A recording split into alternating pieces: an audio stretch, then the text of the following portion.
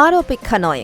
আগামী সোমবার 23শে মার্চ এসআইআরে বিচারাধীন ভোটারদের নিষ্পত্তির পর প্রথম অতিরিক্ত তালিকা প্রকাশ করতে চলেছে নির্বাচন কমিশন।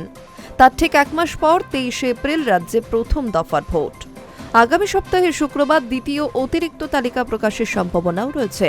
প্রতি শুক্রবারই এভাবে অতিরিক্ত তালিকা প্রকাশ হতে পারে বলে ইঙ্গিত রাজ্য নির্বাচন কমিশনের। কমিশন সূত্রে খবর, বিচারাধীন কম বেশি 60 লক্ষ ভোটারের মধ্যে ইতিমধ্যে 27,23,000 জনের নাম নিষ্পত্তি করা হয়েছে। তাদেরই নাম অতিরিক্ত ভোটার তালিকা হিসেবে প্রকাশিত হবে। এছাড়া আরও এক গুরুত্বপূর্ণ পদক্ষেপ করেছে নির্বাচন কমিশন। অতিরিক্ত ভোটার তালিকায় নাম না থাকলে আবেদনের জন্য নতুন একটি ট্রাইব্যুনাল গঠন করা হয়েছে। সেখানে আবেদন জানানো যাবে। সেই আবেদন খতিয়ে দেখবেন বিচারপতিরা। সূত্রের খবর, 23 জেলার জন্য 19 জন প্রাক্তন বিচারপতিকে নিয়ে ট্রাইব্যুনাল গঠিত হয়েছে।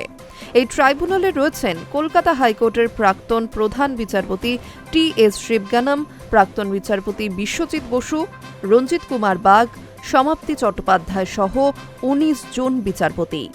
কারো নাম যদি অতিরিক্ত ভোটার তালিকায় না তোলা হয় বা কেটে দেওয়া হয়, তবে সেই সিদ্ধান্তের বিরুদ্ধে আপিল করা যাবে এই ট্রাইব্যুনালে। সাপ্লিমেন্টারি ভোটার তালিকা প্রকাশের পরেই এই আবেদন করা যাবে। জানা গিয়েছে, অনলাইন অফলাইন দুটি উপায়েই ট্রাইব্যুনালে আবেদন করতে পারবেন যে কেউ। ইসিআই নেট মোবাইল অ্যাপ বা কমিশনের ওয়েবসাইটে গিয়ে অনলাইন আবেদন করা যাবে। এছাড়া জেলা শাসক, অতিরিক্ত জেলা শাসক এবং মহকুমা শাসকের কাছে অফলাইনে আবেদন করা যাবে। এই ট্রাইব্যুনাল এখন থেকে কাজ শুরু করতে পারবে। সমস্ত আবেদনের নিষ্পত্তি হয়ে গেলে এই ট্রাইব্যুনাল আর থাকবে না বলেই জানানো হয়েছে কমিশনের তরফে। High News network.